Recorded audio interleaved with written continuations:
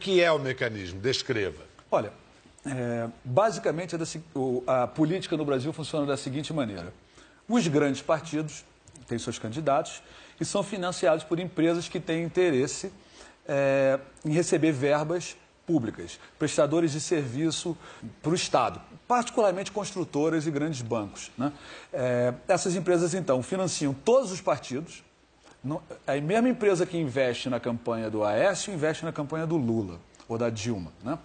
E, bom, algum desses políticos é eleito e esses políticos, então, têm que compor o seu governo e depois devolver o investimento que essas empresas fizeram nas campanhas eleitorais. Então, como é que eles fazem? Eles apontam pessoas-chave para cargos importantes. Quanto maior o orçamento de um cargo, mais importante ele é. Então, diretor de abastecimento da Petrobras vale muito, né? O diretoria do Correio vale um pouco menos. Aí tem um loteamento de cargo para garantir a maioria do governo no Congresso.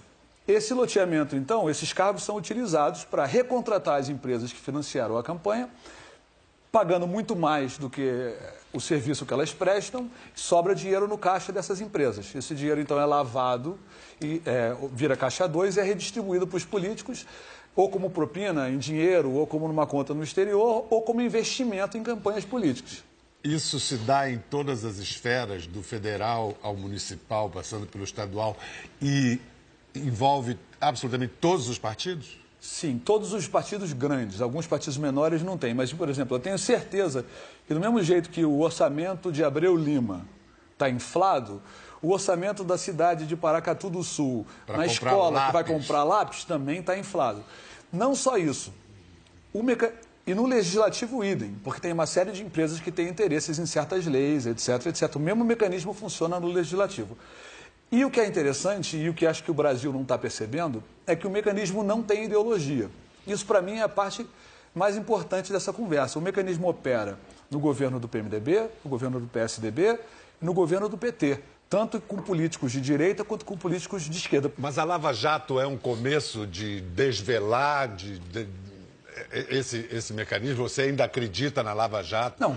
Que a Lava Jato, vou repetir a mim mesmo, tem um valor heurístico, ela tem, ela já revelou, ela já expôs o mecanismo. A gente já sabia que existia um mecanismo, não é uma novidade para a gente que a corrupção faz parte da vida do brasileiro. A mesma corrupção que tem ali na PM é espraiada pelo país.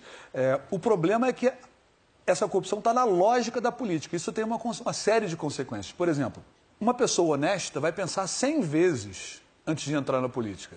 Porque ela não vai se dispor a fazer o que precisa ser feito para se eleger.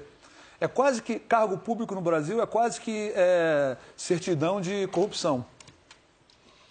Tem poucos políticos, por exemplo, Marcelo Freixo é um político honesto. Eu conheço o Marcelo Freixo, sei que ele é amigo do Marcelo Freixo, ou pelo menos... Sou, e tem políticos honestos, mas eles são a minoria. E nos grandes partidos é uma raridade total. Não há a menor dúvida para qualquer pessoa razoável que os últimos 3 governos federais montaram um esquema sistêmico de corrupção entre PT e PMDB. E a mesma coisa vale para o PSDB, né? Ultimamente eu tenho olhado para o Supremo Tribunal Federal e ficado preocupado, porque o fato do Aécio ainda ser senador é estarrecedor. Não dá. Em qualquer país normal, tem coisas estarrecedoras que você olhando de fora, por exemplo, a Odebrecht ainda existe. A Odebrecht destruiu o Brasil. Destruiu. Praticou corrupção. Aliás, não foi só o Brasil, fez no Peru. Mas o Odebrecht não pode existir, esses partidos que você muito citou menos também esses não. Partidos. Mas aí o vácuo político que aconteceria... É melhor o vácuo do que o espaço político ocupado por... Não vou falar a palavra, porque eu não quero falar nenhum palavrão. Aham. Mas não dá. Ou a gente vai seguir a lei ou não vai. Por exemplo, o PT, o PSDB e o PMDB, só o volume que eles operaram de Caixa 2, se o Gilmar Mendes não tivesse sido presidente do Supremo Tribunal Federal, tinham que ser extintos.